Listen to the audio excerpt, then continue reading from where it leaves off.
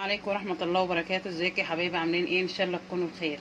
احنا النهاردة هنعمل طريقة تخزين الملوخية.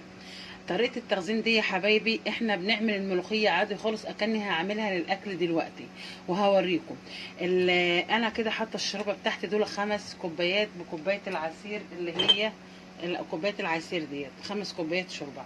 انا بس بقول المعيار عشان فيه ناس بعد احترامي ليهم ما بيعرفوش ايه يقيموا الشوربه احط عليها قد ايه. ملوخيه ممكن تطلع خفيفه ممكن تطلع تقيله، فانا بس عشان كده بكيل بكوبايه عشان الناس تبقى عارفه.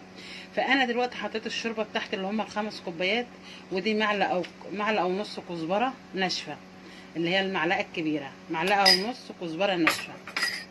وده يعني معلقه ونص توم. انا بس عشان بجمده في الفريزر، ده مقدار معلقه ونص توم بحطه في الملوخيه بتاعتي. ده قبل ما احط الملوخيه، وهحط فيها ده مقدر هعمل كده يعني بالظبط كده بتاع كيلو ملوخيه. احط كده 3 مكعب ماجي معايا، اكن ان انا بعملها للاكل على طول. يعني انت ممكن تعمليها وتاكلي منها، بس هي بتفرق ان انا ما بعملش الطشه الا وقت ما بحطها بستخدمها للاكل. يعني وقت ما خلاص هناكلها هعملها للاكل خلاص، اجي ايه، اجي عامله الطشه بتاعتها في ساعتها. دي اخر حاجه يعني. انا اخلي معايا الشوربه بتاعتي كده لحد ما تغلي والماجي يدوب معايا، وهنزل بالملوخيه بتاعتي. وبرضو يا حبايبي عايزه اقول لكم ان احنا الملوخيه لما نيجي نقلبها ما نقلبش بمعلقه، يعني الافضل ان احنا نقلب بشوكه، عشان الشوكه لو هي الملوخيه بتبقى فيه ملوخيه لزجه شويه، لما بتيجي تقلبيها بالشوكه بتبقى ايه، تزغمد معاكي. لكن الشوكه كده تفكها. اوقات بعملها بالمضرب لما بلاقيها ملزجه جامد، اعملها بالمضرب، المضرب يفكها معايا. وفي ملوخيه مجرد ما بتحطها في الشوربه بتدوب على طول. تابعوا معايا يا حبيبي. تبدا الشوربه تغلي معايا كده والماجي داب معايا، اجي ايه مكيله كده. انا بس هكيل لكم عشان بس الناس اللي ما بتعرفش تويم. ادي 1 2، دي المعلقه الكبيره، 3 4 5 6 7 8 9 10 11 12 13 14. هي بس عشان الملوخية ايه كنت منشفاها شوية، يعني بنشفها من المية. 13 14 16 17 18 19، يعني مقدار 20 معلقة. بس هي عشان هما يعني ايه لما الملوخية بتبقى ماسكة نفسها دول ممكن بتوع 14 15 معلقة، بس عشان الملوخية انا بحب انشفها من المية. نقلب كده بالشوكة، هتلاقي حتى ايه ما لا الزغمد ولا حاجه معايا، عشان هي الملوخيه انا منشفاها كويس من الميه اللي فيها قبل ما اخرطها. وبعدين يا حبايبي برضو عايزه اقول لكم على معلومه، ان احنا لما بنيجي نعبيها في الاكياس لازم تكون بارده خالص، ما تكونش فيها اي سخونه، تبرد معايا خالص. اسيبها لما تبرد خالص وبعد كده اعبيها في الاكياس، وهتشوفوا كده وانا بعبيها ازاي.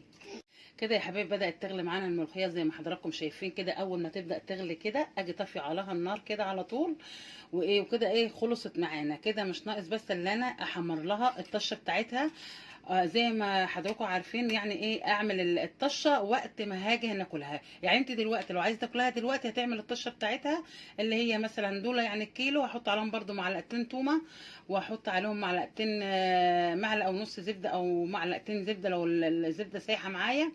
وهعمل الطشه بتاعتي واحط في الاخر وانا بحمر التومه كده قبل ما تبدا، يعني في نص التحمير بتاعها اجي حاطه ايه معلقه الكزبره او المعلقه ونص كزبره، واجي محمراها، واجي طشه الطشه بتاعتي كده. خلاص خلصت معانا الملوخيه. بس انا بخلي الطشه دي لاخر حاجه، لما نيجي ناكلها نيجي حاطينها.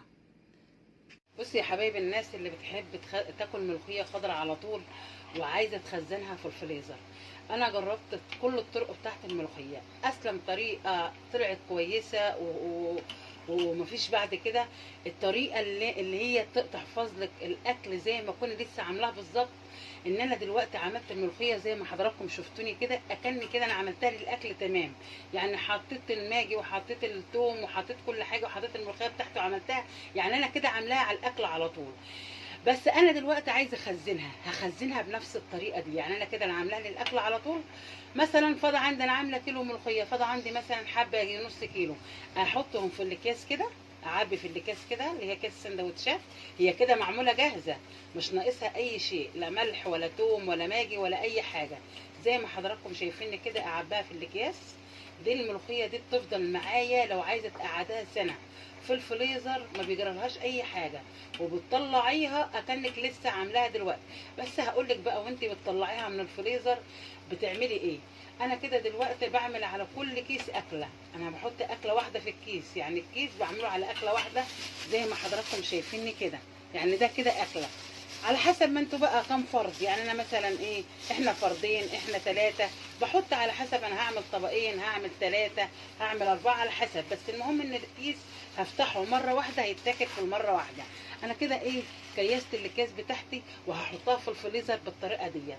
احطها في الفريزر، وساعة هاجي عايزه استخدمها عشان ناكلها، اجي مطلع الكيس كده من الفريزر ماشي، واحطه افضيه في الحله بتاعتي وهو مجمد كده. ما احطوش على النار وهو مجمد، اسيبه لحد ما يفك خالص والملوخيه تفك خالص. لما تبقى اقلبها الاقيها معايا زي كده، وابدا اسخنها. اول ما هكون هحط الاكل على طول ابدا اسخنها، بس مش محتاجيه مني غير ان انا اسخنها بس، ما خليهاش تفضل تغلي، لا، لان هي معموله جاهزه.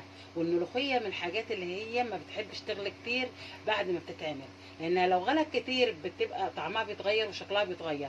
كده هتفضل معاكي خضره زي ما هي، هتحطها في الفريزر كده يا رب تقعد معاكي سنه، وتطلعيها زي ما قلت لكم كده، تفضيها في الحله بتاعتك وتسيبيها لحد ما تفك براحتها.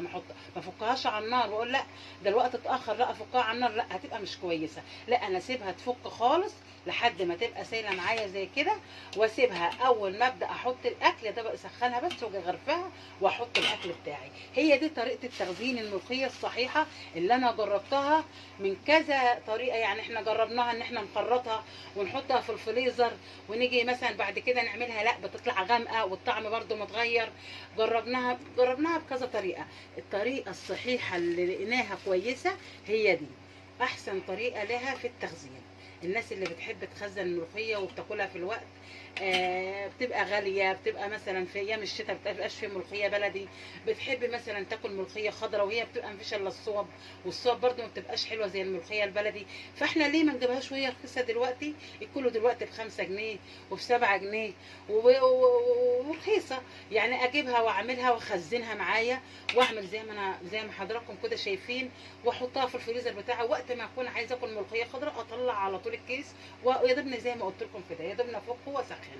بس لو عملتها بنفس الطريقه دي هتعجبكم جدا جدا، تعملوها وتاكلوها بالف هنا والشفا.